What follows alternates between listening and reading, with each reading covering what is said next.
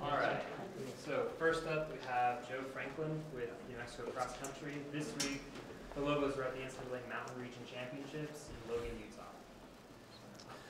So we head up tomorrow to Logan, Utah. It just got done snowing there.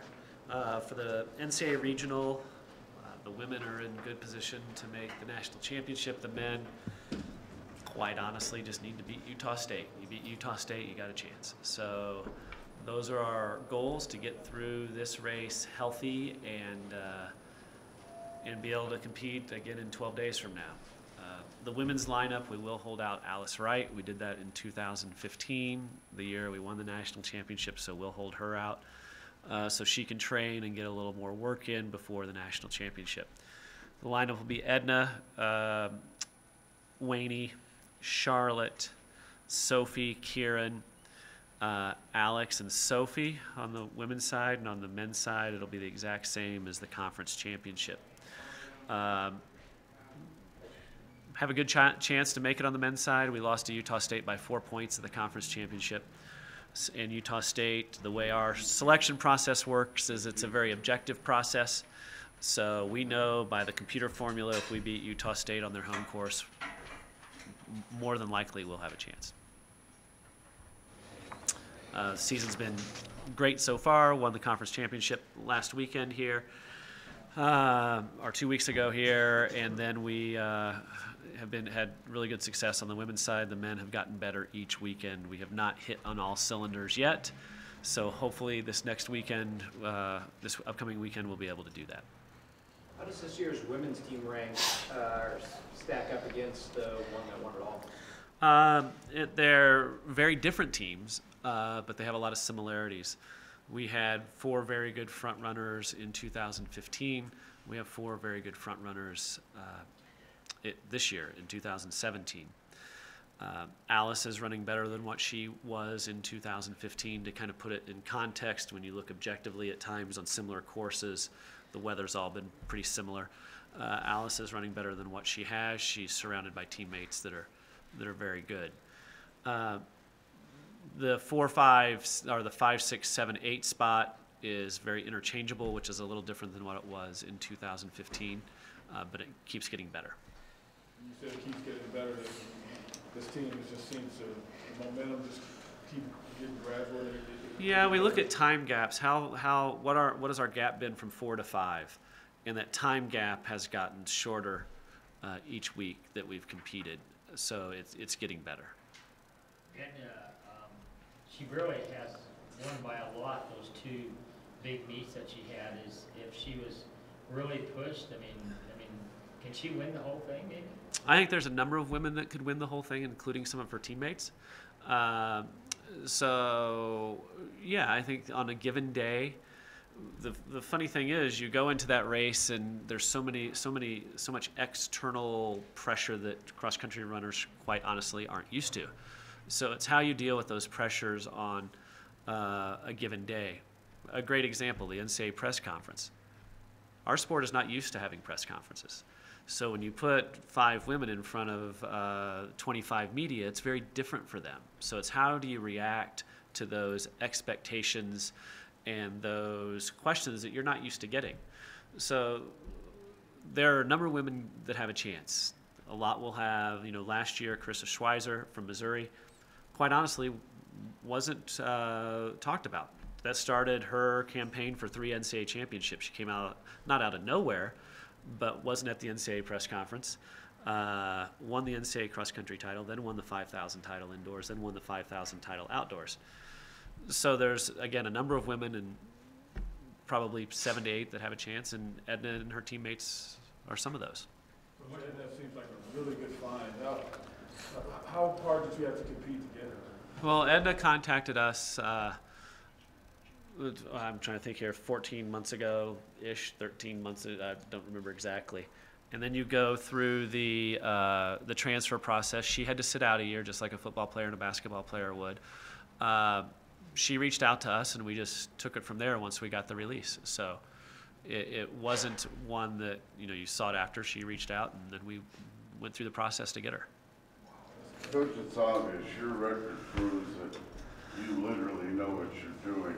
I'm just curious, before you start the race, when you get your team together, what's a pep talk in cross country? What do you literally tell them?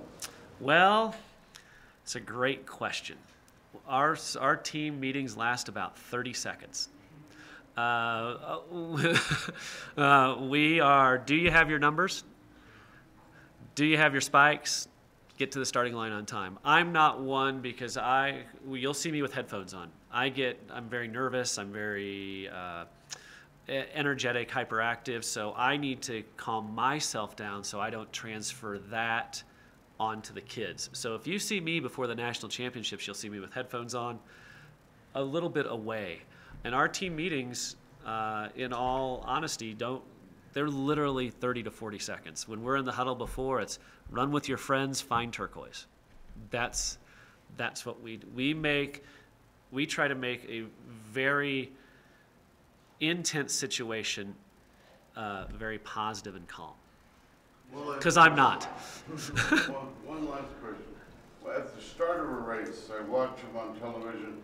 You see a lot of teams or a lot of sprinters, they sprint out of the pack to get away from the pack.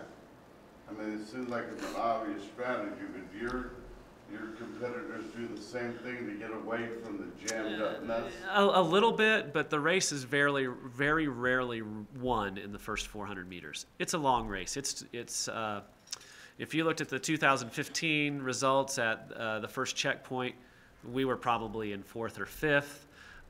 We tend to move throughout the race coming from altitude. It's a lot more fun when you're passing people than when you're getting passed, right? That's kind of miserable when you're getting passed. You're going, oh my gosh, this is terrible. So we tend to run from behind a little more than what a lot do.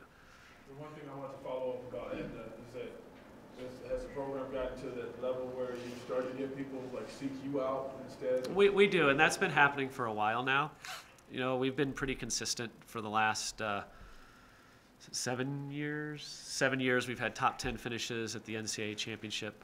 I think it's the current longest top 10 streak in 7th or 8th in history.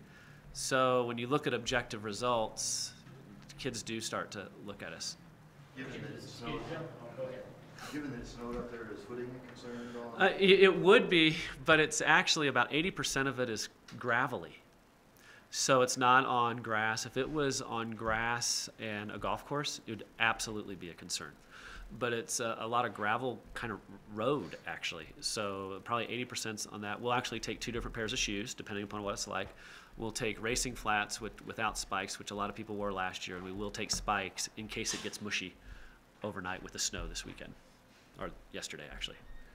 What about, can you tell us about, I didn't know anything about Winnie Colati until I went to the meet, and can you tell us something about that? And then also, is there Alice? Really, I've never seen her take it that bad. Was she sick? Because when she got done, boy, she was having a hard time standing up in that. Could you answer that? Yeah, sure. Wayne is the happiest person in the world. She's always smiling. She is a ball of energy. She was the Foot Locker national champion from Virginia, and we recruited very hard to get her, and she's been here and been enjoying it since day one. And if you ever get a chance to meet her, she always has a smile on her face. If she is sad, she doesn't show it. And she has incredible potential. She ran, I think, the 3rd fastest time ever on our cross-country course. And there's been some great women come through there, including world champion Jenny Behringer, Sally Kipiego from Texas Tech, who is so good. And Wayne's right up there on our course. Has run very similar to them. Alice was a bit under the weather that weekend, and it was also a very fast race. When Alice won the regional championship in 2014, she essentially ran the same time that she did on last Friday. So it shows you how good the field was. I think she was 2 seconds off of what she ran when she won the NCAA regional. Coach, you mentioned not being, dictated by what other schools are running from behind. How do you balance trying to perform well on Friday to save the legs for the NCAA championships? Well, that's a great question. It's the trial to make the final. So in 2015, and I hate to go back to that, but it's because it's a very different team. But at the regional, we got beat by Colorado by a point. I think we scored, I don't remember exactly, 90 or 60 points at the regional. The goal was to just run together and get through it as easy as possible, because you have to turn around 8 days later, coming from altitude and going to Louisville and compete again. So our goal is to get through this on the women's side as easy as possible. On the men, we don't have that option. The men have to go all out. And the men tried to look like, I think there was just a minute between. Yeah, they're getting better each weekend. And Josh was off at Wisconsin. Josh just had a little bit of an off meet at Wisconsin, and now is back with he and Alex Palm leading the way. The guys have a good chance. It's pretty simple. Beat Utah State, you got a chance. Anything else? Well, Josh's first team all Mountain West, was that a surprise though that he finished 7th? Well, the Mountain West is pretty darn good. You have 3 or 4 nationally ranked teams there. And Josh last year did not run cross country. We wanted to make sure he got fitness for track, and it worked out very well, obviously, last year for him. So him running like he's running right now is very positive. His first big indoor race will probably be the Milrose Games in the Wanamaker Mile, which will be a big deal. So that's kind of what we're gearing for now. Let's get through this cross-country season, get to the national championships as a team, and then get ready for indoor track. All right. Thanks, guys. Appreciate it.